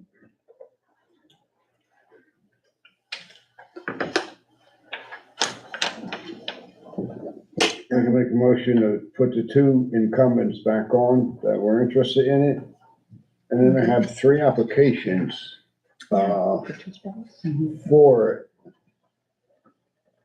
I know there's 2 more vacancies, Okay. but can we hold off till I talk to these? So we can table that for now, and then we'll let you to have an opportunity to meet and All come right, to a thank you very conclusion. much. Good. A lot of engagement from our community. It's a good thing. Okay. Now we have Shade Tree and Mr. Buck, if you want to. I'll make a motion to reappoint Mr. Bosted and Mr. Sproles. Okay, thank you. Is there a second? A second. Madam Clerk, if you could please call the roll. Mr. Bobbit, Yes. Mr. Konecki, Yes, Ms. Perry, Yes. Mr. Ryan, Yes. Mayor Farmer. Yes. We're almost there. Now we're at Trails, Open Space, and Stewardship. We currently have 1 vacancy and 2 applicants. Let's see. Yeah. Trails and Open Space, so yeah. So with that, we will, you got 2 vacancies, you have 2 or 1 vacancy? 2. Oh, okay, so then we can fill them with the existing, with the incumbent, Mr. James Hooker. And we received an application from Matthew Sheldon Potts. So, can I have a motion, please? I would like to make a motion to reappoint James Hooker. A second? A second. Okay, with a motion and a second, Madam Clerk? Mr. Bobbit, Yes. Mr. Konecki, yes, Ms. Perry, Yes. Mr. Ryan, Yes. Mayor Farmer. Yes. And we have our zoning board of adjustment. Mr. Potts. I'd like to make a motion, Madam Mayor, to appoint Mr. Matthew Sheldon Potts to the Trails Open Space and Stewardship. Second. Okay, with a motion and a second, call the roll, please. Mr. Bobbitt, Yes. Mr. Kinaki, Yes. Ms. Perry, Yes. Mr. Ryan, Yes. Mayor Farmer. Yes. Whew, made it through that. Thank you for the whisper. Okay, and now we are at the zoning board of adjustments. There is one existing vacancy. And 4 interests. Mayor, I'd like to make a motion to reappoint Ms. Holcomb, Mr. Blankney, and Mr. Comsco to the zoning board. May I have a second, please? A second. Okay, with a motion and a second, Madam Clerk, if you could call the roll. Mr. Bobbitt, Yes. Mr. Kinaki, Yes. Ms. Perry, Yes. Mr. Ryan, Yes. Mayor Farmer. Yes. Okay, that completes our 2024 appointments of vacancies on the boards and committees.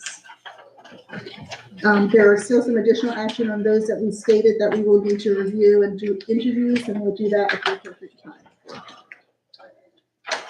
So, okay. This brings us to our second opportunity for public participation. If there is any, we ask that you come to the podium. You will have a maximum of 3 minutes at this time.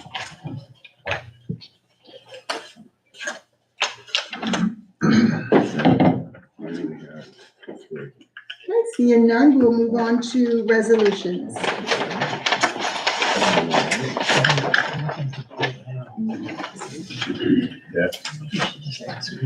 Number 68. We are at, So it's 18H3. do we want to move them from? That's the closed session. Yes. So who's the council person that does the group stuff now? Is Ah, who moved it in a group? well, I think it should be one of our senior council people. I'm looking at Mr. Paper, Bobbitt. scissors. Mr. You Bobbitt. thought you were out. And then pull me back in. Of course. I think Mr. Sypack wants to have you separate 18H.3. Yes, it's number 68. 68. Okay. And H3. also, if you could, I just want to be able to comment on 18G1 to 65. 18G1. We could pull them out separately. Okay. Just a brief comment. Yeah, that'd be good. And we're adding Ricky. We're adding also the resolution authorizing Mr. Ricchio as special counsel for labor. What number would that be? That would be Clerk. 18 So that would be, we'll just make it, G8. It should go under the professional F16. service. Professional services, so Yeah, that would 16. be Okay. 65. F16. Well, can't be that. I got it. No, Numbers, No, no, because 65 is there. can't be that. F6. I'll just do F16. F16. Does that work for Yeah. everyone? F16? Yep. Yeah, All right. okay. All right, let's see if I can get this. Okay. Go. Mayor, I'd like to make a motion to move 18C1 through F16, and then H1, 2, 4, 5, and 6 in a block. I see the head nodding. Yes. Thank you, and if I could have a second. Second. Okay, we have a motion and a second. Please call the roll.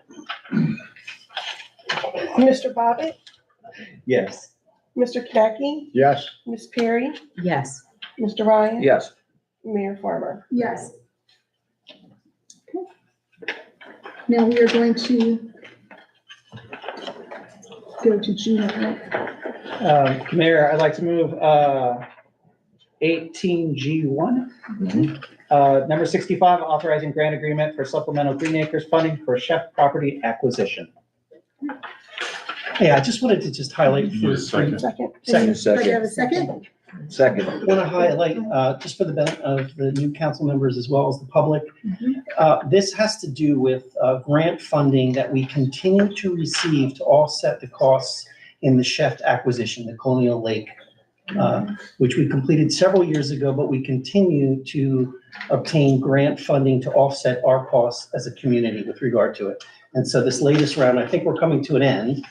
but it's for $272,167. So at some point, I'll give you guys a snapshot of what actually ended up being the total cost to the community to purchase that land, to stop the development along the lake.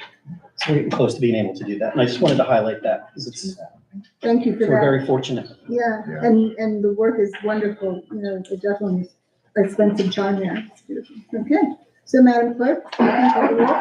Mr. Bobbitt, Yes. Mr. Konecki, Yes. Ms. Perry, Yes. Mr. Ryan. Yes. Mayor Farmer. Yes.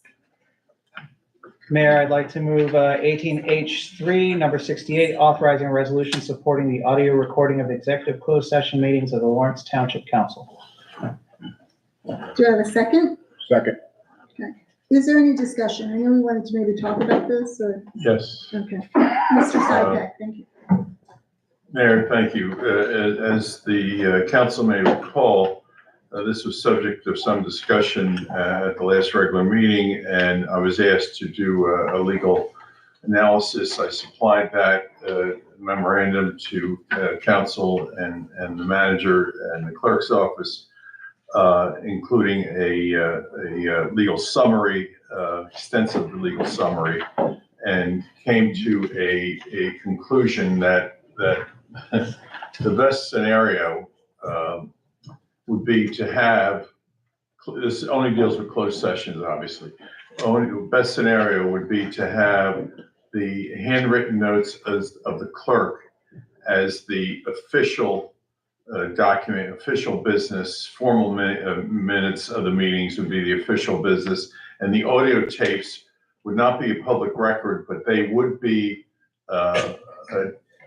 we would have audio tapes of all closed sessions, only to help the clerk prepare the official minutes of the meeting in writing.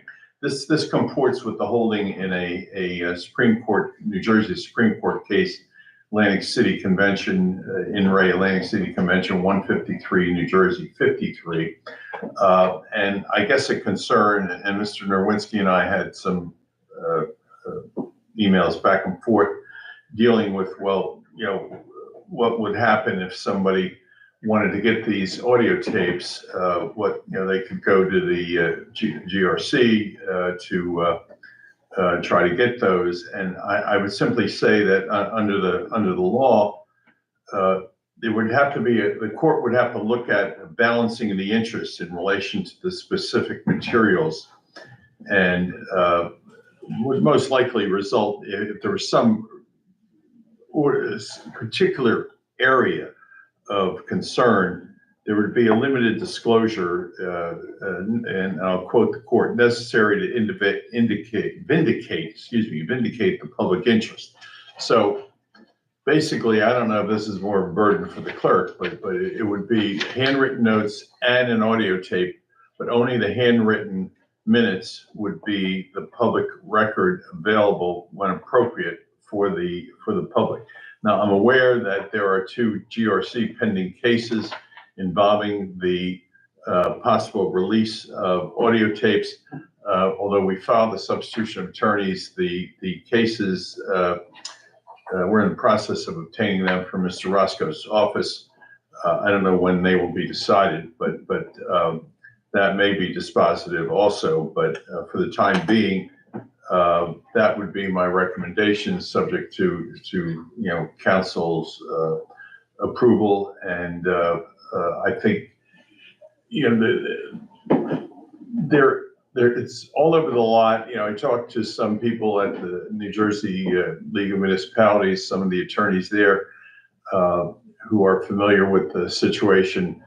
Probably the majority do not audio tape, but the trend, according to them, unofficially is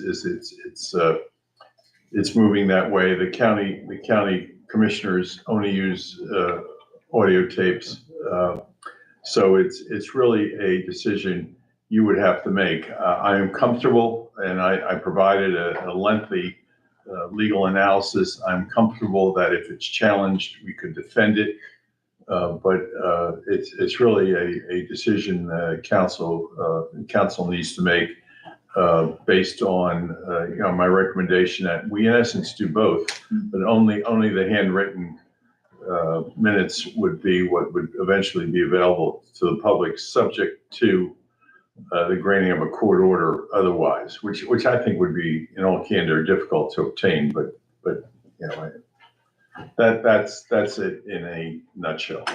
Could I ask I don't know if I use this term, the senior council members on the board, on the council, their experience, or have they found it helpful, or just to get some history on, because I know there was a time when recordings were happening and then they ceased to happen, and just, to get some background, or if how you feel about Mayor, for me, I don't think it was ever an issue until the last year, so that's kind of where I always defer to the clerk and their professional experience. So Ms. Norcia before and Ms. Carter now. So and I appreciate Mr. Sypek's lengthy email that he gave us. I think it was really clarifying for me. So I agree with his sort of course of action. So that's where I stand. Thanks.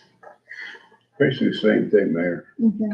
The years I served on here, it was just within the last year that we started getting the requests For recording or no recording? for recordings. Okay. They record it, Mhm. but it was strictly for the clerks. Yeah, I think it, And that's how they done the minutes. I think it's helpful, just in terms of going back for clarification. And as Mr.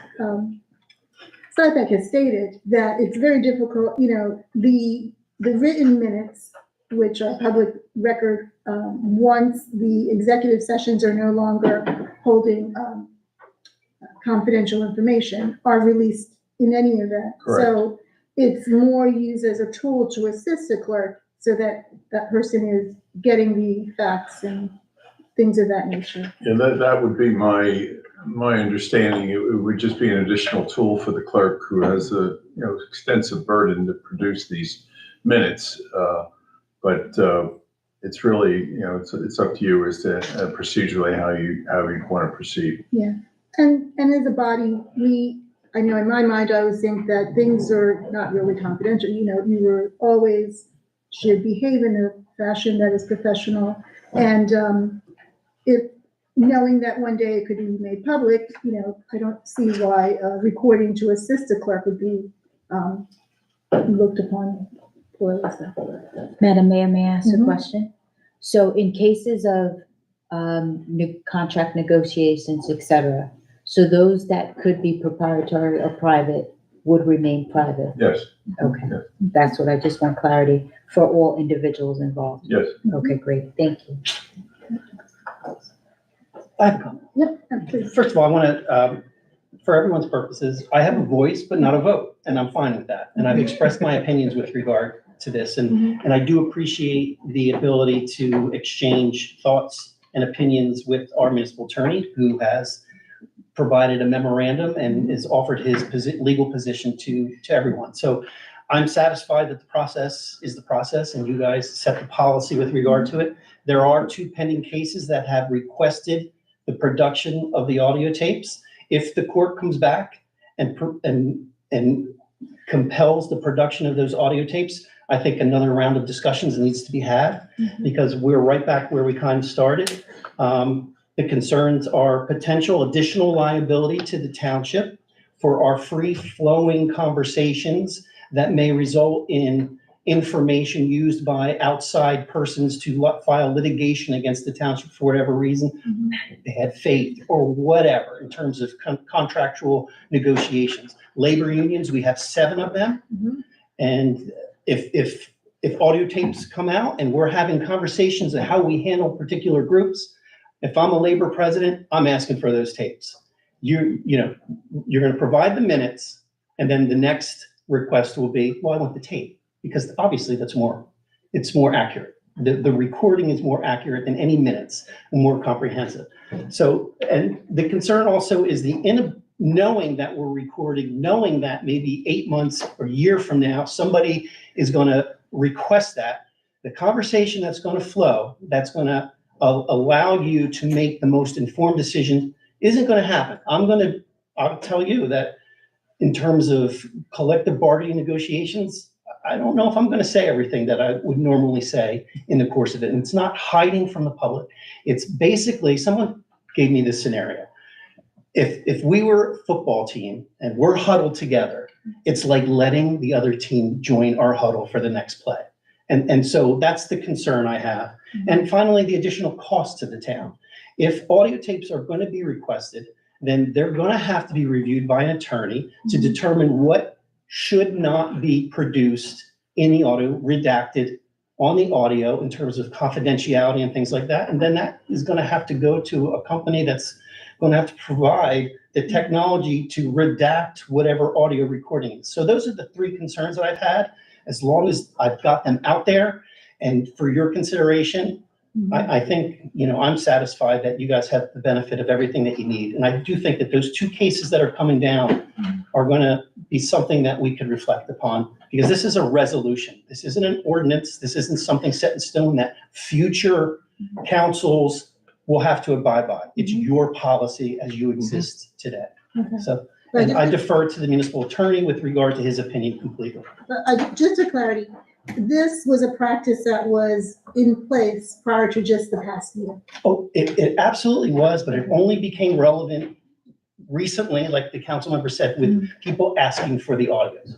I don't know if anybody even knew, there's a person that knew that we audio taped and they made the request. I think, like I said, I think most towns, like 80% or so in Mercer County don't record. So there's no request for recording. They request the minutes.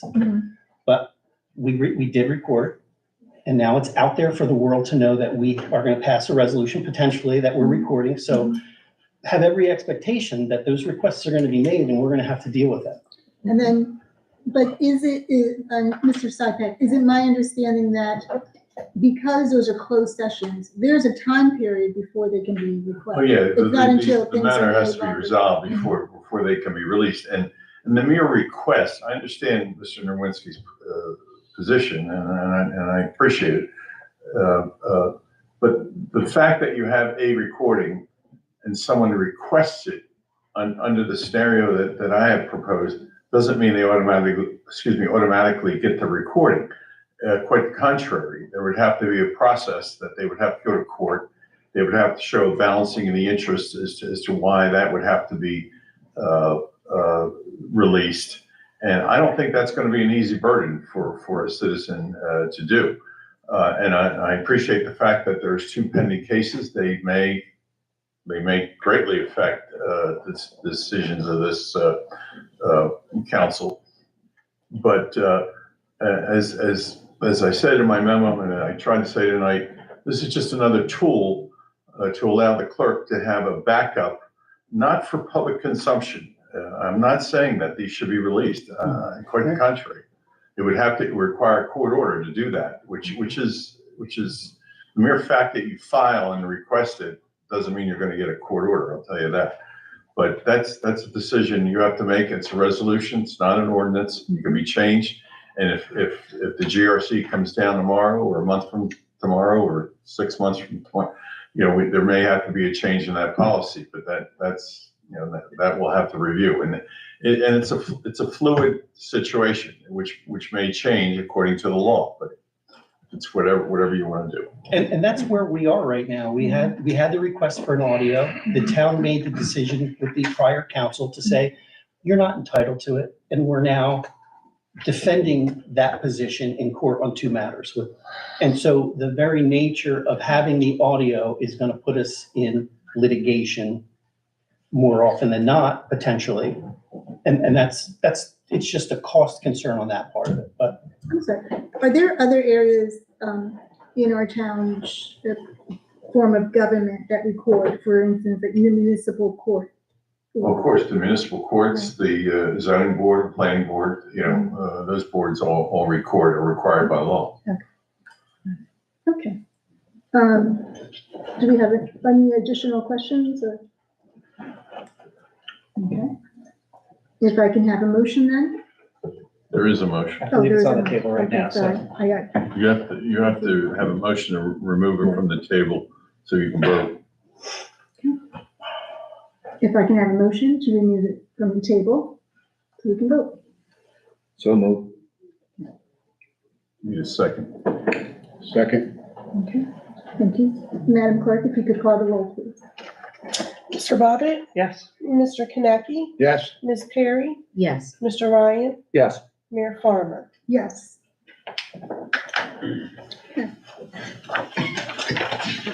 We need another motion, yeah. I'm sorry, procedurally, that was, excuse me, that was a motion to remove it from the table. There's a pending motion with regard to the approval or disapproval of number 68, Okay, H3, so you need another vote. So- Thank you. I'll just, Motion to approve. okay. So we have a motion and do we have a second? No, motion Did we to have that approve. before? Motion to I approve. thought we had a resolution. We moved in second. Point of order, I thought I had moved, I thought so too. this and then we had conversation about it. So, Well, we did, but yeah, so, I'm sorry. no, Mayor, please let the No, attorney. it's just procedurally, it was on the table. We probably reversed the process, which was probably my fault. Had to remove it from the table, which we did. Now, there is a pending motion to allow to vote on the actual substantive nature of the resolution. So if we can, we'll do clarification. So we are now voting on Number 68. 68, number H3. 68, H3. H3, which says authorizing a resolution supporting the audio recording of executive closed session meetings of the Lawrence Township Council. Correct. Motion to approve. A second. Madam Clerk, if you could call the roll. Mr. Bobbitt, Yes. Mr. Kinaki, yes. Ms. Perry, Yes. Mr. Ryan. Yes. Mayor Farmer. Yes. I'm sorry for any confusion on that. No problem. okay. We work it out. Okay. Now we have, number 19, council initiatives and liaison reports. I don't believe we have any at this point. Or do? No? Okay. Seeing none, do we have any written communication, Madam Clerk? No, we do not. Except I gave you the boards and committees we already talked about. Okay. And we will not be having an executive session this evening. Oh, we did good on time. Okay. So now we have a motion for adjournment. Don't all speak up. Motion to adjourn. Okay, we have a motion and a second. All in favor? Aye. Thank you so much to the public for coming out on this jury icy night. Please drive home safely. Thank you.